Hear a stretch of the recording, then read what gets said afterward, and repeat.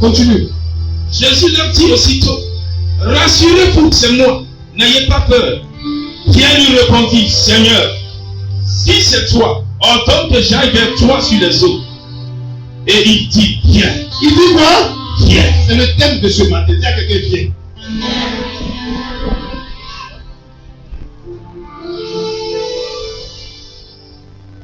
Le message que je voudrais partager avec vous, avec l'aide du Saint-Esprit, il est intitulé Viens. Amen. Dis à quelqu'un, viens. Comment on dit ça en Tchoula? On dit comment? Dis ça dans ton ethnie.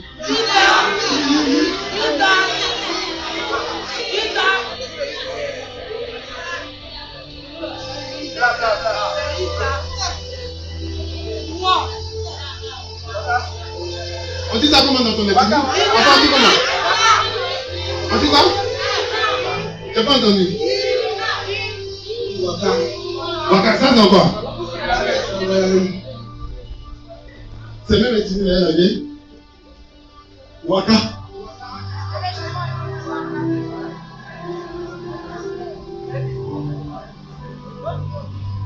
Dieu se suivre une fois pour aller à un endroit de celui qui parle. Ce matin, je voudrais parler sur comment vivre une vie chrétienne victorieuse.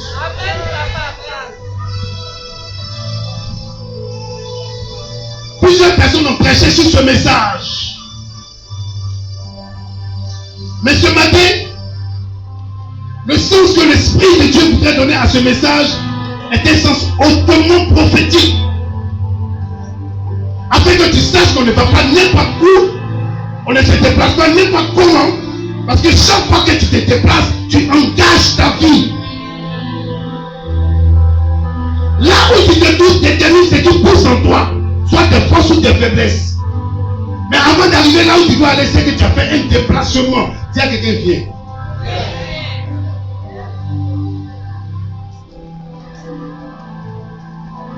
Et la Bible dit, aussitôt, Jésus obligea ses disciples à passer avec lui de l'autre côté. L'histoire de ce passage nous parle de comment est-ce que Jésus voulait renvoyer la foule et trier ses disciples. Et la Bible dit, pendant qu'il partait, il y avait un vent contraire à la destinée. Bien-aimés, chaque fois que vous prenez l'initiative d'aller quelque part, chaque fois que vous prenez la résolution d'aller quelque part, chaque fois que vous voulez aboutir à une chose, il y a toujours un vent contraire. La vie chrétienne est une vie de combat.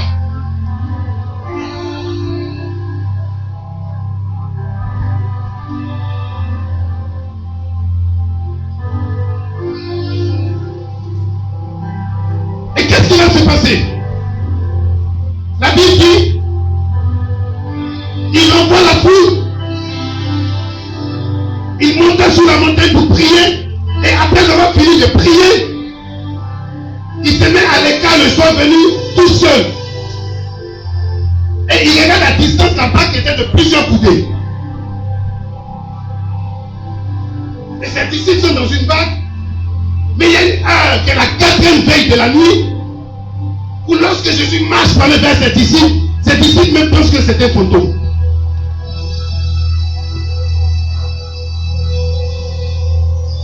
Et Pierre qui était très farouche, Pierre qui cherchait à tout savoir, Pierre qui cherchait à tout comprendre, va lui dire, mais c'est un fantôme, et il va dire, non, je ne suis pas un fantôme, c'est moi. Il va dire, Seigneur, si c'est vraiment toi, ordonne aussi que je vienne vers toi. Et Jésus va dire une seule chose sur laquelle ce matin, permettez à l'Esprit de Dieu de s'exprimer sur ces 5 petites lettres. Viens. Et la Bible dit, lorsque Jésus va dire viens, Pierre va se lever et va aller vers. Il va aller vers Jésus. Comment vivre une vie chrétienne victorieuse? C'est quelqu'un vient. J'ai pas entendu. Viens. La première étape de la vie chrétienne commence par le fait. Le fait est la foi de Dieu. La première étape de la vie chrétienne, c'est le fait. Deutéronome chapitre 29 dit, si tu obéis à la foi de Dieu, tu peux arriver quelque part.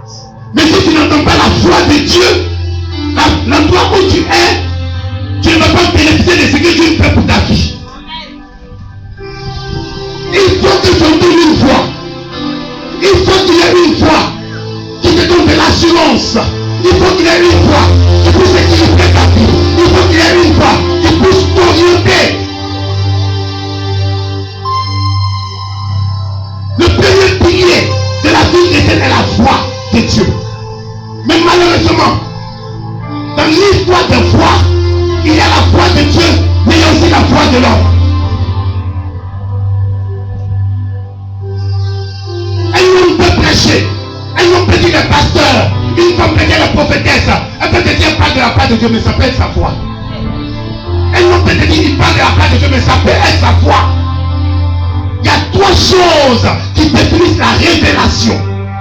Il y a la chair, il y a l'esprit et il y a le sang. Jésus m'a dit à Pierre, ce n'est ni le sang ni la chair qui t'ont révélé ces choses, mais c'est mon Père qui est dans les cieux. La voix de Dieu est la voix de l'esprit de Dieu. Comment reconnaître la voix de Dieu? Conformément à la parole de Dieu.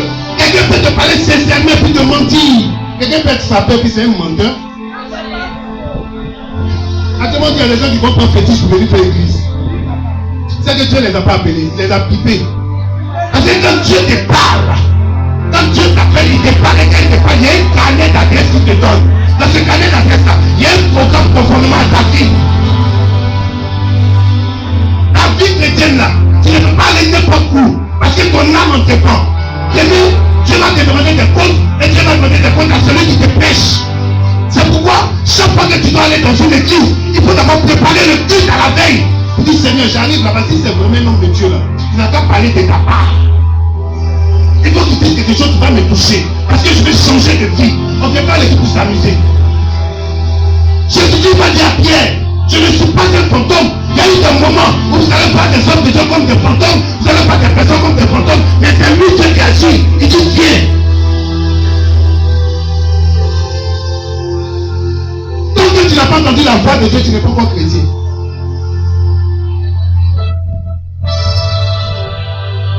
La voix de Dieu conduit au salut.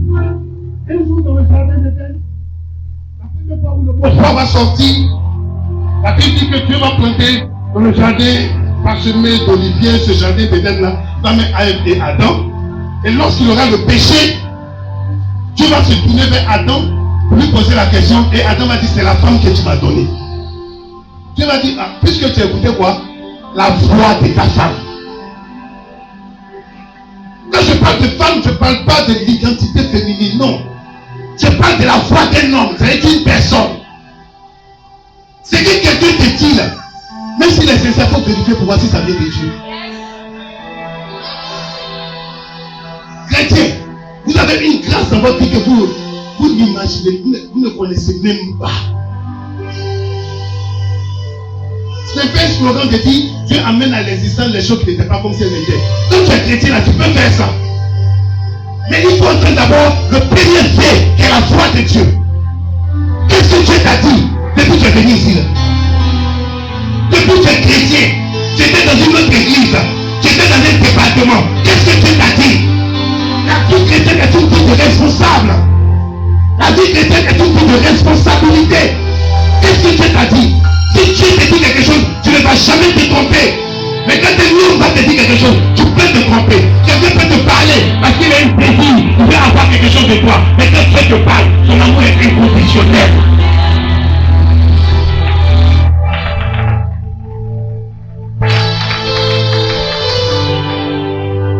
Nous avons dépassé l'étape de la bénédiction. Parce que nous sommes déjà bénis avant la fondation du monde. Nous sommes dans l'étape de la transformation. Il faut que tu sois transformé. La voix de Dieu. La voix de Dieu. Quand on vient à l'église pour entendre la voix de Dieu, on n'est pas distrait.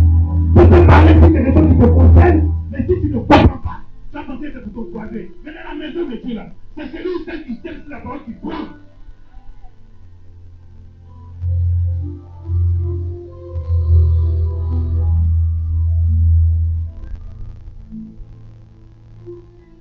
La voix est belle et relève la conscience de quelqu'un.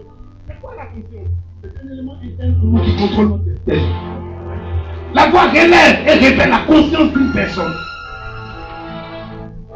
Quand nous venons de la présence de Dieu, nous devons être conscients que Dieu est là. Quand il y a une attitude qu'il ne faut pas avoir. Dieu est un Dieu de principe. C'est-à-dire un Dieu de règles et de théories pour faciliter notre vie. Dieu est un Dieu de principe. La foi de Dieu. Mais aujourd'hui, beaucoup de personnes écoutent la foi des hommes. C'est que ton papa te dit de faire la vie que Dieu peut faire. C'est que Dieu te dit de faire, tu ne dis pas pour faire. C'est que ta camarade te dit de faire. Tu fais courte, mais tu fais courte. Pourquoi faire ça? Mais c'est que Dieu te dit de faire, tu ne fais pas. Un féticheur te dit, tu vas mourir dans 3 jours. Pourquoi tu es pro? La voix d'un homme, d'un féticheur. Tu vas partir prendre crédit pour aller tuer Paul. Pour ne pas mourir. Mais quand Dieu te dit, applique mon sang que le sang sur les linteaux des portes, car mon sang est le détergent de tous les péchés. Si tu as mon sang, tu es justifié. Tu ne mourras pas. Tu ne coupes pas parce que pour toi c'est tellement facile. Quand on dit le sang de Jésus, ça veut dire quoi? Tu n'appliques pas ça. La voix de Dieu. La voix de l'Esprit. L'évangile est gratuit, mais l'évangélisation est payante. Nous sommes en évangélisation, mais ça là c'est pas gratuit. Les chaises là ce n'est pas gratuit. Dieu ne te parle jamais concernant sa maison. La voix de Dieu. Il dit Pierre, je ne suis pas un fantôme. Avec moi là tu ne peux pas avoir de chèque. Avec moi là il ne faut pas avoir peur. Je suis l'investissement éternel. Viens. Tu ne peux pas parler de la part de Dieu si tu n'entends pas sa voix. Toi, tu ne peux pas dire Dieu m'a dit, Dieu m'a dit, Dieu m'a dit. Et toi, tu n'entends pas la voix de Dieu. Dieu t'a dit quoi? La voix de Dieu. Il y a ce que Dieu dit et ce que les hommes disent. La première des choses pour vivre une vie chrétienne victorieuse, entends la voix de Dieu, pas la voix des noms. Les hommes vont te mentir, les femmes vont te mentir, les amis vont te mentir, mais Dieu ne va jamais te mentir. Mesdames et messieurs, je vais te présenter le premier pilier de ta vie. Et ce matin, je déclare sur ta vie, quels que soient les embrouilles que tu as connus, tu entendras la voix de Dieu. Personne ne va te tromper, un homme ne va pas te tromper, une femme ne va pas te tromper. Même quand tu vas vouloir investir, Dieu va te donner le discernement. On ne va pas te tromper sur les choses. Tu vas faire les choses pour pouvoir avancer. Tu vas faire les choses de toi-même. Mais le temps est arrivé de faire des choses pour Dieu. Car la voix de Dieu va pour cœur de ta porte maintenant. Mais quand tu te dis, je suis le Dieu tout-puissant et je me suis devant ta porte. Sois intègre et juste. Marche devant ma porte. Car j'ai un plan et un projet pour toi. Un projet pour ta destinée. Un projet pour ton élévation. Un projet pour ta grandeur. La voix de Dieu. La voix de Dieu ne nous trompe pas. Même quand Dieu approuve les voix d'un homme, il dispose favorablement à son endroit même ses ennemis. Je préfère que tu sois allié à Dieu, que tu sois allié avec moi. Je préfère que tu sois allié à Dieu, que tu sois allié avec un homme. Je préfère que tu sois allié à Dieu, que tu sois allié avec une femme. Écoute-moi très bien. Lorsque tu es allié à Dieu, l'Éternel combattra pour toi. Et toi, tu garderas le silence. L'Éternel combattra pour toi. Et toi, tu garderas le silence. La voix de Dieu, c'est l'instruction de Dieu. Lorsque Dieu te parle, c'est qu'il a quelque chose à faire avec toi. Il faut que tu sois sensible à l'Esprit de Dieu pour entendre sa voix.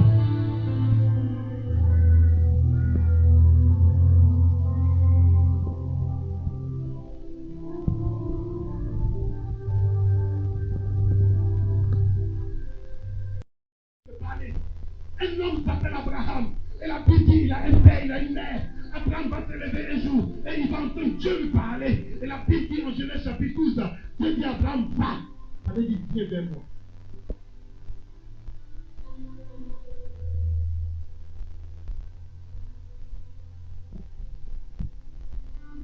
Va dans le pays dans lequel je t'ai déclaré. Hey. Comment famille on est à l'aise comme ça là? Tu veux que j'aille où encore? Mais la voix de Dieu, lorsque Dieu veut faire quelque chose dans ta vie, il te dit quelque chose, tu obéis. Abraham va quitter son père, il va quitter sa mère et il va aller. Aller où ça? Demande à quelqu'un aller où? Quand tu es chrétien, il Il faut que tu saches que tu vas quelque part. Et tant que tu ne peux pas arriver, il y a quelqu'un qui ne fait pas demi-tour. Il y a quelqu'un qui ne fait pas demi-tour. Ne te retourne pas. Attends pas. Dans le lieu que Dieu lui a indiqué, il a entendu la voix de Dieu. Dieu dit, je remplis ton nom grand. Écoutez, la première grâce que Dieu nous donne lorsque nous écoutons sa voix et nous obéissons, c'est qu'il va nous montrer notre grand. C'est-à-dire qu'il va nous donner de la renommée. Si c'est Dieu qui suit là, Dieu va changer ta vie. Si c'est Dieu qui regarde et puis tu es venu ici, Dieu va changer ta vie. Ne fais pas des choses à cause d'un homme. Ne fais pas des choses à cause d'une femme. Ne fais pas des choses à cause de ton voisin. Ne fais pas des choses pour te faire croire. Mais fais des choses parce que tu as entendu la voix de Dieu. Les gens peuvent se plaindre. Ils peuvent penser que tu es en train de faire des choses pour te faire croire. Mais toi, tu sais ce que tu as entendu. Tu sais ce que Dieu t'a dit. Tu ne fais pas des choses parce que tu es bête. Tu ne évangélises pas parce que tu es stupide. Tu ne fais pas ici parce que tu ne vas pas au travail. Tu ne fais pas là parce que tu n'as rien à faire. Mais tu fais des choses parce que tu as entendu la voix de Dieu. Ainsi parle l'Éternel pour vous. Allez par toutes les nations. Faites de toutes les nations des disciples. Si tu entends la voix de Dieu, sauf si vous faites des disciples. Avant de faire un disciple, c'est de te mettre dans ce disciple. Et le maître, c'est celui qui a une position. Lorsque tu fais des choses pour Dieu, Dieu fera des choses pour toi.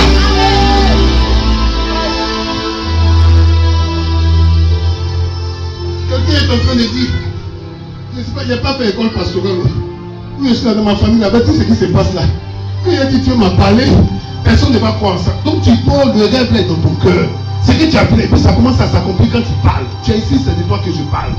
Tu parles des choses doivent s'accomplir, mais tu te demandes si c'est ta pensée ou bien c'est quoi. Quand tu as dit aux gens, ils ne vont pas croire. Oh, c'est la voix de Dieu. Ainsi parle Dieu pour toi. Pendant que tu es là, l'Esprit du Seigneur va te saisir, afin que tu comprennes que Dieu t'a mis à part pour que sa voix puisse te produire quelque part. Et tant que tu ne comprends pas que tu dois faire des choses pour Dieu, tu ne feras pas des choses pour toi. Le Saint-Esprit t'a parlé en songe et en vision. Et tu as vu des choses que tu te posais des questions. La voix de Dieu, elle n'est pas dans beaucoup de bruit. La voix de Dieu, elle est douce.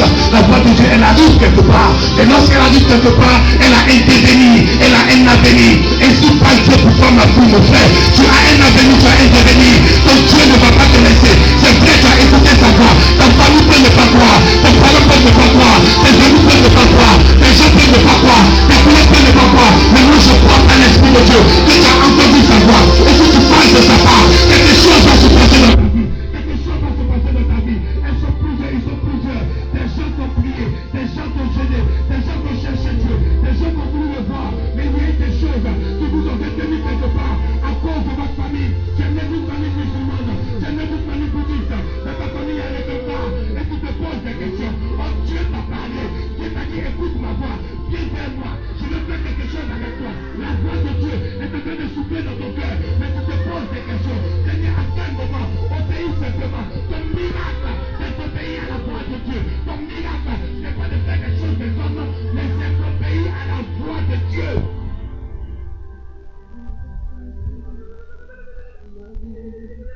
La voix de Dieu.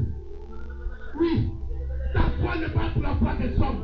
La voix que Dieu t'a donnée pour chanter, la voix que Dieu t'a donnée pour le glorifier, n'est pas pour les hommes. Arrête de critiquer, arrête de parler, mais tu as la voix de Dieu. Dans ta voix, il y a une option, c'est pas pour un mensonge, il y a une option dans ta voix. Et Dieu va utiliser ta voix pour parcourir les nations, pour parcourir les nations, pour parcourir les nations. Yeah!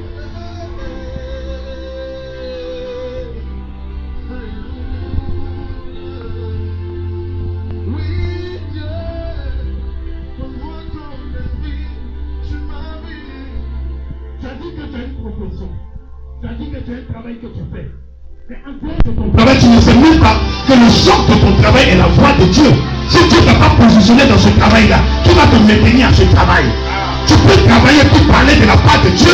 La même vie est la mission évangélique grâce de vie. Et à la même vie, tout le monde est un évangéliste en réserve. Et un évangéliste, c'est celui qui prêche l'évangile. C'est celui qui parle de la part de Dieu. En plus que le Dieu que je prêche n'est rien fait pour toi. Mais si tu as fait quelque chose pour toi, tu dois inviter une personne, inviter deux personnes, parler de sa part, parler de sa volonté.